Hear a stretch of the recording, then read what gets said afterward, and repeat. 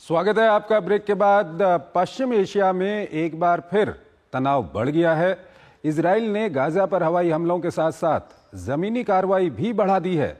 वहीं हमास और यमन के हुथियों की तरफ से इजराइल पर जवाबी कार्रवाई के तहत रॉकेट दागे गए हैं। इस बीच अमेरिका ने चिंता व्यक्त करते हुए कहा है कि सीज फायर का प्रस्ताव मौजूद है, लेकिन वक्त तेजी से निकल रहा है। उधर ईरान भी ट्रंप की धमकी के बावजूद कुछ नरम पड़ा है। ये रिपोर्ट देखिए। बंधकों की वापसी और हमास को सत्ता से बेदखल करने की आखिरी चेतावनी के बाद गुरुवार को इजराइल ने गाजा पर बमबारी के साथ जमीनी कार्रवाई तेज कर दी है। इजराइल ने बुधवार को गाजा में फिर से जमीनी कार्रवाई शुरू करने का ऐलान किया था। आईडीएफ ने उत्तर दक्षिण के मुख्य मार्ग पर यातायात को रोक दिया है। गुरुवार की सुबह सेना ने उत्तरी गाजा के बेतलाहिया के करीबी जमीनी कार्रवाई के साथ हवाई हमले किए। इस दौरान उन्होंने हमास के 40 ठिकानों को निशाना बनाने का दावा किया है। इसमें सुरंग, टैंक रोधी मिसाइलें, प्रक्षेपण चौकियां शामिल हैं। गाजा की तरफ से कहा गया है कि इन हमलों में 70 लोग मारे गए हैं। इजरायली सेना ने गाजा को 2 हिस्सों में विभाजित करने वाले नेत्जारिम कॉरिडोर पर पहले ही नियंत्रण बढ़ा दिया था, जिसे हमास ने संघर्ष विराम का घोर उल्लंघन माना था। हमास की तरफ से भी मध्य इजराइल पर लंबी दूरी की 3 मिसाइलें दागी गईं। आईडीएफ की तरफ से एक को हवाई में ध्वस्त करने का दावा किया, जबकि 2 मिसाइलें खुली जगह पर जाकर गिरी हैं। इससे पहले सुबह यमन के हूती समूह ने भी मिसाइल दागी थी, जिसे इजराइल ने हवा में मार गिराने का दावा किया था। इस बीच अमेरिका ने कहा है कि सीजफायर के विस्तार के लिए एक प्रस्ताव अब भी मौजूद है, लेकिन वक्त बहुत तेजी से निकलता जा रहा है।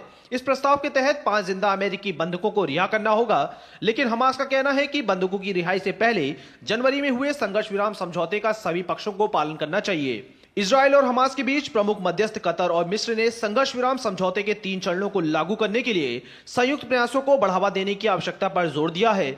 इजराइल बार बार गाजा के लोगों को युद्ध वाले क्षेत्रों से निकल जाने की चेतावनी जारी कर रहा है। उधर हूती के बहाने ट्रंप की धमकी के बाद ईरान के रुख में थोड़ी नरमी आती दिखाई दे रही है। परमाणु समझौते को लेकर ट्रंप द्वारा भेजे गए पत्र पर अब तक कड़ा रुख अपनाने वाले ईरान ने कहा है कि पत्र के खतरों के साथ साथ अवसरों पर भी विचार करेगा।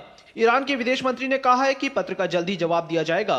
ईरान के सर्वोच्च नेता अली खामनेई ने पिछले सप्ताह ट्रंप के पत्र को भ्रामक बताते हुए खारिज कर दिया था। पत्र में 2 महीने के भीतर परमाणु समझौते न करने पर ईरान पर और अधिक प्रतिबंधों का सामना करने की धमकी दी गई है। और इस खबर पर बात करने के लिए पूर्व एम्बेसडर एसआर तायल, विदेशी मामलों के जानकार, हमारे साथ मौजूद हैं। उनसे हम बातचीत करेंगे। तायल साहब, अगर पश्चिम एशिया की स्थिति को हम देखें तो एक बार तनाव वहां पर काफ़ी बढ़ गया है। पिछले 1-2 दिन की अगर हम बात करें तो इजराइल वहां पर गाजा में न सिर्फ हवाई हमले कर रहा है, बल्कि ज़मीनी कार्रवाई भी वहां पर शुरू कर दी है। हुथी और हमास की ओर से इजराइल पर रॉकेट दागे गए हैं। अमेरिका का ये कहना है कि सीज फायर का प्रस्ताव मौजूद है, लेकिन समय तेजी से निकलता जा रहा है। कहीं न कहीं सबसे ज़्यादा कोई परेशानी में है तो वो गाजा में रहने वाले फ़लस्तीनी हैं। क्या कुछ कहेंगे आप? मैं समझता हूँ कि गाजा की स्थिति अब बहुत ही पेचीदी हो गई है और ख़राब हो गई है, क्योंकि युद्ध विराम जो जनवरी से चल रहा था, 1 मार्च को एक्सटेंशन की कुछ बातचीत चल रही थी, पर हमास ने अपने कुछ कंडीशंस लगाए थे, तो मैं समझता हूँ वो युद्ध विराम तो अब समाप्त हो गया है। जिस तरह से 400-500 लोग शायद गाजा में उनकी मृत्यु हो चुकी है। इजराइल ने अपना पूरा हवाई जहाज से भी कार्रवाई शुरू कर दी है और ग्राउंड फोर्सेस भी लगा दिए हैं। देखिए, इस समय स्थिति पेचीदी इसलिए हो गई है कि जो 1948 से जो भी कुछ गाजा पैलेस्टाइन में हो रहा है, तो हमेशा ये कहा जाता था कि 2 स्टेट सॉल्यूशन होगा और किसी न किसी तरह से सब देश इस पर राजी थे कि उस तरह आगे बढ़ना चाहिए और जैसा भी परिस्थिति हो उधर आगे बढ़े। पर समय जिस तरह प्रेसिडेंट ट्रंप ने कुछ अपने वक्तव्य जो दिए हैं कि गाजा को रिवियरा बना दें और वहाँ पे बहुत अच्छा डेवलपमेंट करें, उनकी तरफ से कुछ इस तरह का प्रस्ताव आया है। उसके बाद जहाँ तक प्रधानमंत्री नेतन्याहू का और उनके मंत्रिमंडल का सवाल है, मैं समझता हूँ कि वो 2 स्टेट सॉल्यूशन बिल्कुल नहीं चाहते और यही परिस्थिति को जारी रखना चाहते हैं।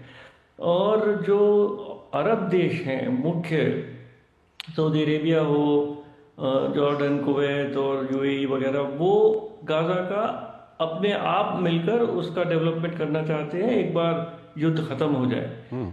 पर मैं समझता हूँ कि इस समय शायद प्रधानमंत्री नेतन्याहू और को विश्वास है राष्ट्रपति ट्रम्प पर कि अगर गाजा में स्थिति ऐसी हो कि गाजा के लोग ही वहाँ के छोड़ के चले जाएं, तो शायद प्रधानमंत्री नेतन्याहू जिस तरफ प्रयत्न कर रहे हैं, क्योंकि जिस तरह से बम्बार्डमेंट हो रहा है, अगर ये खबरें सही हैं कि 400-500 सिविलियंस वगैरह भी उसमें हताहत हुए हैं, तो इसका मतलब है कि जो युद्ध विराम हुआ था वो तो अब समाप्त है।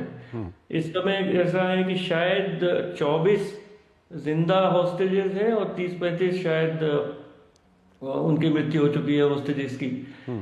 तो वही केवल हमास के पास या गाजा के लोगों के पास केवल एक यही अब हॉस्टेज को ही है, उनकी जो शक्ति कह लीजिए उसको, या ब्लैकमेल की पावर कह लीजिए, या जो भी कहा जाए।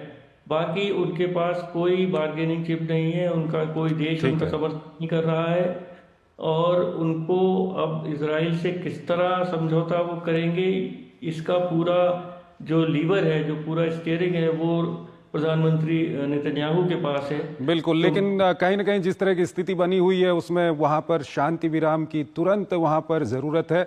एक सवाल और आपके सामने रखेंगे सर, संक्षेप में बताइएगा, वक्त कम है। ट्रंप की ओर से ईरान को पत्र भेजा गया था ईरान के परमाणु कार्यक्रम को लेकर के। उस वक्त पे ईरान की ओर से बड़ा कड़ा रुख दिखाया गया था। मसूद पेजेश्कियन ने तो यहाँ तक कहा था कि आपको जो करना है आप कर लो, हम आपसे बातचीत नहीं करेंगे। लेकिन अब कहीं ना कहीं बातचीत की बात ईरान करने लगा है, क्या कुछ कहेंगे? मैं समझता हूँ कि देखिए, राष्ट्रपति ट्रंप अमेरिका के राष्ट्रपति हैं और बहुत शक्तिशाली देश के राष्ट्रपति हैं। तो उनसे किसी भी देश अगर वो कोई पत्र लिखते हैं तो उसको बहुत गंभीरता से लेना चाहिए और उसके पूरे इज्जत के साथ उसका एक जवाब देना चाहिए। मैं समझता हूँ कि राष्ट्रपति ज़ेलेंस्की और कुछ लोगों ने गलती की कि पब्लिकली उनको कन्फ्रंट किया और उसका बहुत ही खराब परिणाम उनको भुगतना पड़ा। तो अब राष्ट्रपति ज़ेलेंस्की भी कह रहे हैं कि जी, जो राष्ट्रपति ट्रंप प्रयत्न कर रहे हैं हम उसके साथ हैं। तो राष्ट्रपति ट्रंप का जो भी प्रस्ताव ईरान को गया है, ईरान को सोच समझ के उसका जवाब देना चाहिए।